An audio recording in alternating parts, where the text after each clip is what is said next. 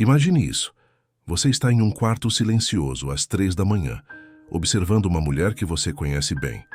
Talvez sua mãe, sua parceira, ou até mesmo o reflexo no espelho. Ela está sentada à beira da cama, os dedos deslizando sem propósito pela tela do celular iluminada apenas pela luz fria do dispositivo. Seus olhos estão fixos em algo que você não pode ver, mas que ela sente com uma intensidade quase física. Ela tem tudo, ou pelo menos é o que dizem. Um emprego estável, um relacionamento que não a maltrata, amigos que riem de suas piadas, um corpo que não atrai. E ainda assim, há algo ali. Uma inquietação que não se dissolve, um vazio que resiste a ser preenchido. Ela já tentou de tudo: terapia, viagens, promoções no trabalho, novos hobbies, até mesmo espiritualidade. Mas a insatisfação permanece como uma sombra que não se dissipa com a luz do dia. Por quê? Porque mesmo quando alcançam o que desejam, tantas mulheres sentem que ainda falta algo. Não é uma falta qualquer, é uma ausência que dói, que sussurra nos ouvidos quando tudo está quieto. Isso não é o suficiente. Você não é o suficiente. Aqui está o paradoxo. Nunca houve tantas oportunidades, tanta liberdade, tanto acesso ao que antes era inalcançável. E, no entanto, a insatisfação feminina parece mais aguda do que nunca. Não é uma simples insatisfação com circunstâncias. É uma insatisfação existencial, uma desconexão entre o que se vive e o que se acredita que deveria ser vivido. Você já se perguntou se essa inquietação é um defeito ou se é, na verdade, um sinal? Talvez a eterna insatisfação feminina não seja um acidente da natureza, mas uma armadilha perfeitamente arquitetada. Uma armadilha construída por séculos de expectativas contraditórias. Seja forte, mas não intimide. Seja independente, mas não solitária. Seja bela, mas não vaidosa. Seja ambiciosa, mas não egoísta. E o mais cruel de tudo, seja feliz ou, pelo menos, finja estar. Aqui está a pergunta que ninguém quer fazer em voz alta. E se a insatisfação feminina não for um problema a ser resolvido, mas uma mensagem a ser decifrada? O que aconteceria se, em vez de tentar calar essa voz incômoda, as mulheres começassem a escutá-la? Não se apresse em responder, porque antes de entender a saída, é preciso mergulhar na escuridão do labirinto, e ele é mais profundo do que você imagina. O problema oculto em suas raízes psicológicas, filosóficas, ela não sabe quando começou. Só sabe que, em algum momento, aprendeu a comparar e nunca mais parou. A insatisfação feminina não surge do vácuo. Ela é cultivada, regada diariamente, por forças que operam nas sombras da psique e da sociedade. Para entendê-la, é preciso escavar além do óbvio, além do é a mídia ou é a pressão social. É preciso mergulhar nas camadas mais profundas do que significa ser mulher, em um mundo que ainda não decidiu o que, exatamente, espera dela. A armadilha do duplo. O psicólogo Gregory Bateson cunhou o termo duplo vínculo. Situações em que uma pessoa recebe mensagens contraditórias e é punida, não importa qual caminho escolha. Para a mulher moderna, esse é o ar que ela respira. Seja bem-sucedida, mas não seja fria. Seja maternal, mas não perca sua independência. Seja desejada, mas não dê motivos para falarem de você. Nenhuma escolha é segura. Se ela prioriza a carreira, é questionada por não ser presente o suficiente. Se opta pela família, é interrogada sobre desperdiçar seu potencial. Se busca beleza, é superficial. Se a rejeita, é descuidada. O resultado? Uma sensação constante de fracasso. Não porque ela falhou, mas porque o sistema foi projetado para que ela nunca possa vencer. A sombra do ideal inatingível Carl Jung falava da sombra, o lado inconsciente da personalidade que abriga tudo o que reprimimos. Para muitas mulheres, a sombra é o medo de nunca ser o suficiente. Ela olha para as outras mulheres e vê apenas histórias editadas. A colega de trabalho que parece ter a carreira perfeita, a amiga cujo casamento é harmonioso, a influencer, que exibe uma vida de viagens e autoaceitação. O que ela não vê são as crises, as dúvidas, os recomeços. Ela compara seu backstage com o highlight reel alheio e, é claro, perde. Aqui, a filosofia de Schopenhauer ecoa com uma verdade amarga. A vida oscila como um pêndulo entre o sofrimento e o tédio. Quando as mulheres alcançam um objetivo, não há celebração duradoura. Apenas a pergunta, e agora? A tirania da liberdade, Jean-Paul Sartre, disse que o homem está condenado a ser livre. Mas e a mulher? Nunca houve tanta liberdade de escolha. E nunca houve tanta ansiedade sobre como usá-la. Antes, os caminhos eram limitados, mas claros. Agora, há infinitas possibilidades, e cada uma delas carrega o peso de uma pergunta. E se eu tivesse escolhido diferente? A liberdade, ironicamente, tornou-se uma nova forma de prisão. Cada decisão é acompanhada pelo fantasma da alternativa abandonada. A carreira X, a maternidade. A vida solteira X, o relacionamento. A metrópole X, o interior. A mulher moderna não tem apenas que viver sua vida, ela tem que justificá-la constantemente para si mesma e para os outros. O vazio do e depois, Friedrich. Nietzsche alertou sobre o niilismo, a descoberta de que, no fim, nada tem significado intrínseco. Para muitas mulheres, a insatisfação surge quando percebem que mesmo os sucessos mais cobiçados não preenchem como prometiam. Eu queria um relacionamento, consegui. E agora? Eu queria um corpo perfeito, cheguei lá. E agora? Eu queria independência financeira, conquistei. E agora? O problema não está nos objetivos, mas na expectativa de que eles trarão uma felicidade permanente. Quando essa felicidade não vem, a culpa é internalizada. Deve haver algo errado comigo. A revolta silenciosa da alma Viktor Frankl, sobrevivente do Holocausto e criador da logoterapia, acreditava que o sofrimento surge não da dor em si, mas da falta de significado. Talvez a insatisfação feminina não seja um defeito, mas um sintoma, um sinal de que algo essencial está faltando.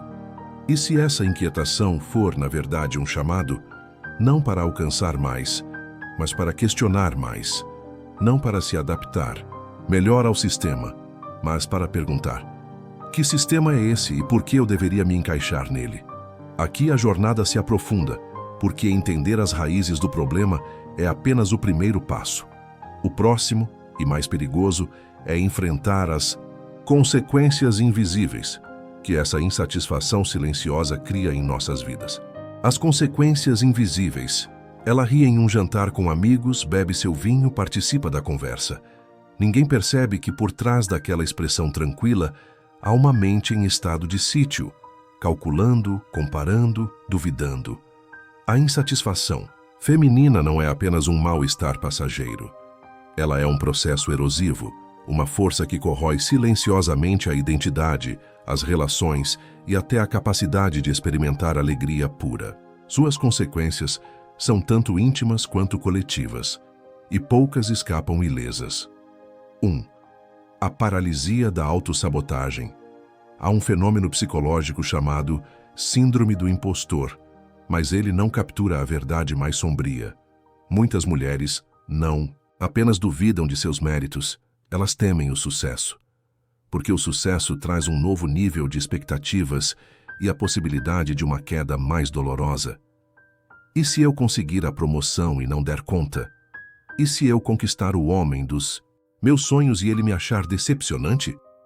Essa ansiedade antecipatória leva a um padrão insidioso, quase chegar lá, mas recuar no último momento. Abrir mão antes de tentar, para não arriscar o fracasso. O resultado? Uma vida de potencial não realizado, disfarçada de escolha consciente. 2. A economia do cansaço. Emocional. Estudos neurológicos mostram que a tomada de decisão consome energia cognitiva. Agora imagine uma realidade onde cada escolha vem acompanhada de um questionamento interno. Devo usar este vestido? Se for muito justo, vão dizer que estou procurando atenção. Se for muito largo, vão dizer que desleixada. Devo opinar na reunião? Se falar demais, sou agressiva. Se ficar quieta, não tenho potencial de liderança. Essa sobrecarga de microdecisões, muitas delas inconscientes, esgota recursos mentais que poderiam ser direcionados para criatividade, realização ou simples presença no momento. Não é à toa que tantas mulheres relatam sentir fadiga crônica, mesmo dormindo o suficiente. O cansaço não é apenas físico, é o peso de gerenciar constantemente como serão percebidas. 3. A solidão paradoxal. Ela está cercada de pessoas, mas se sente profundamente sozinha. Porque há uma diferença abissal entre estar conectada e ser verdadeiramente vista. A insatisfação crônica gera vergonha, e a vergonha prospera nos silêncio. As outras parecem ter tudo sob controle. Se eu falar sobre minhas dúvidas, vão me julgar fracassada. Essa crença alimenta uma desconexão perversa. Cada mulher acha que é a única lutando, enquanto as demais já descobriram o segredo. Aldous Huxley previu em Admirável Mundo Novo que a sociedade do futuro não precisaria de grades de ferro. As pessoas se aprisionariam por vontade própria, com seu medo de serem inadequadas.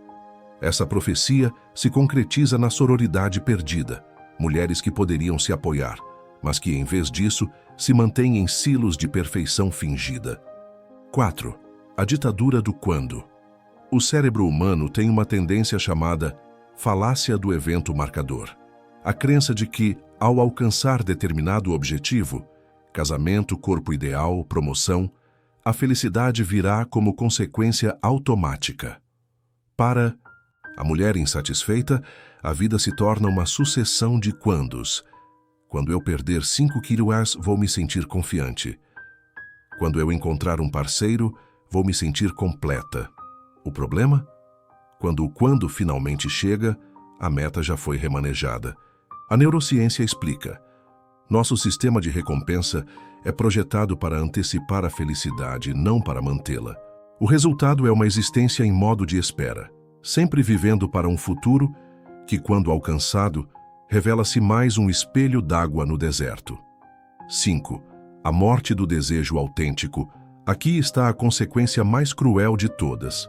Depois de anos tentando se encaixar em expectativas alheias, da sociedade, da família, dos algoritmos das redes sociais, muitas mulheres perdem completamente o contato com uma pergunta fundamental. O que eu realmente quero? Não o que é esperado de mim, não o que vai me fazer parecer bem, mas o que me faria sentir viva. A insatisfação crônica atua como um anestésico para o desejo genuíno. Ela não apenas faz a mulher questionar se tem o suficiente, faz ela esquecer o que seria suficiente para ela. O ponto de ruptura a essas consequências não são acidentes. Elas são sintomas de um sistema que lucra com a insegurança feminina. Seja a indústria da autoajuda, que vende fórmulas mágicas, a cultura do consumo, que diz que a próxima compra trará realização, ou até mesmo relacionamentos que se alimentam da dinâmica de nunca bastante. Mas há uma revolução silenciosa acontecendo. Porque quando a dor de permanecer presa se torna maior que o medo da mudança, algo extraordinário pode surgir. A rebelião contra a insatisfação crônica. Não uma rebelião barulhenta, mas uma revolução íntima. A decisão de parar de perguntar: o que há de errado comigo? E começar a perguntar: que mundo é esse que me faz sentir que há algo errado em querer mais? A rebelião. Como se libertar? Ela acorda um dia e percebe. Está cansada de estar cansada. Não é um cansaço físico, mas uma exaustão existencial. O peso acumulado de anos tentando caber em moldes que nunca se encaixaram direito. Algo dentro dela se rompe, mas não é uma ruptura de desespero. É a fenda por onde a luz finalmente entra. A libertação da insatisfação crônica não começa com respostas, mas com perguntas mais ousadas. Não com autoajuda, mas com autoquestionamento radical. 1. Matar a mulher ideal. Virginia Woolf escreveu: para escrever, uma mulher precisa de dinheiro e um teto todo seu. Mas para viver de verdade, ela precisa de algo mais radical. Assassinar a versão idealizada de si mesma que habita na mente dos outros. Isso não é um ato de violência, é um ato de sobrevivência. A mulher que agrada a todos. A mulher que nunca erra. A mulher que equilibra tudo sem suar. A mulher que não envelhece. A mulher que não deseja mais do que lhe é permitido. Essa mulher não existe. Nunca existiu. E cada tentativa de encarná-la é uma traição à mulher real, cheia de contradições, cicatrizes e fome de mundo. Exercício de rebelião. Escreva uma carta de despedida para a versão perfeita de você que carregou até hoje. Queime. Rasgue ou enterre simbolicamente. 2. Abraçar a economia do não. O tempo e a energia são recursos não renováveis. Cada sim dado por obrigação é um não roubado de algo que realmente importa. Aqui, a filosofia de Nietzsche ressoa com clareza. Cortante. É preciso ter caos dentro de si para dar à luz uma estrela dançante. O caos que ele menciona é o espaço criado quando começamos a dizer não. Não a compromissos que só servem para manter aparências, não a relacionamentos que exigem miniaturização emocional, não a tirania da positividade tóxica. Exercício de rebelião.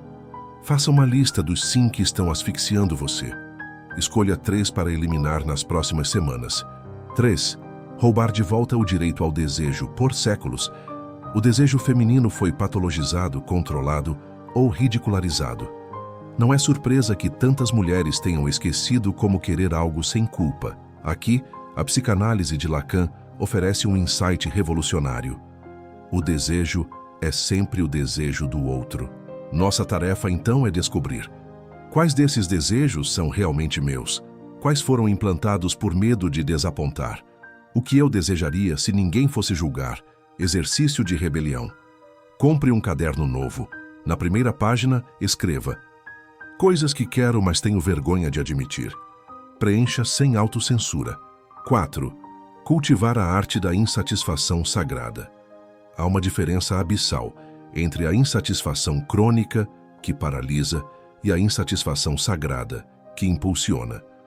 Uma vem da comparação, a outra da convicção íntima de que há mais dentro, de você esperando para nascer. A poeta Anaïs Nin capturou essa verdade. E então o dia chegou quando o risco de permanecer apertado num botão era mais doloroso que o risco de florescer. Exercício de rebelião. Identifique uma área onde sua insatisfação é criativa, algo que a incomoda porque sabe que pode ser melhor. Dedique a ela 10 minutos diários de ação concreta. 5. Escrever um novo conto mitológico. Joseph Campbell falava da jornada do herói. Mas e a jornada da heroína? Não aquela dos contos de fada, passiva, à espera de resgate, mas a da mulher que se torna protagonista de seu próprio mito. Seu novo conto tem novos arquétipos. A bruxa que conhece seu poder e não pede licença para existir. A andarilha que se permite estar perdida enquanto descobre o caminho. A tecelã que entrelaça sucesso e vulnerabilidade sem conflito. Exercício de rebelião. Reescreva sua história em terceira pessoa, como um mito. Que personagem você está se tornando? O momento da virada à rebelião não acontece em um único gesto dramático. Ela é construída nos microatos diários de coragem. Quando você escolhe descansar sem se justificar, quando para de editar sua personalidade para ser digerível. Quando olha no espelho e diz, você já é o bastante, e quase acredita essa. É a revolução silenciosa que ninguém pode ver, mas que tudo transforma.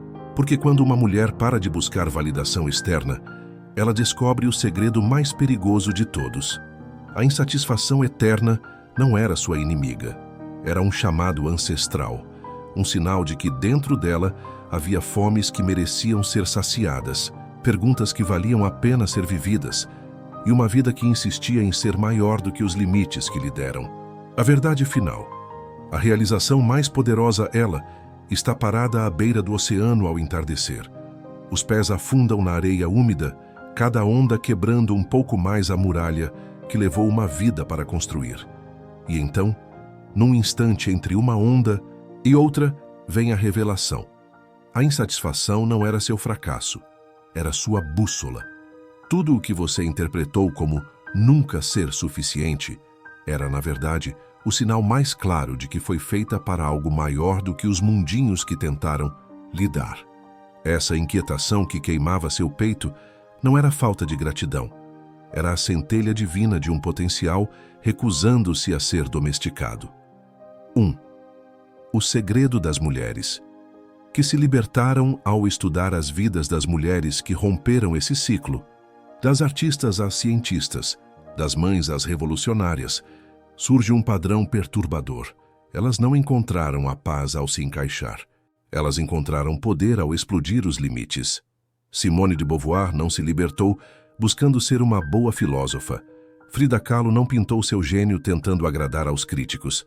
Marie Curie não descobriu o rádio preocupada-se em ser feminina o suficiente.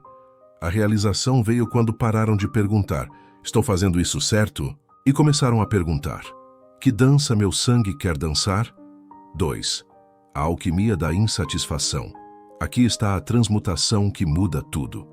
Insatisfação crônica é sentir que você não merece o que tem. Insatisfação sagrada é saber que merece mais do que lhe ofereceram. A primeira te prende na ansiedade. A segunda te lança na aventura de existir por inteiro.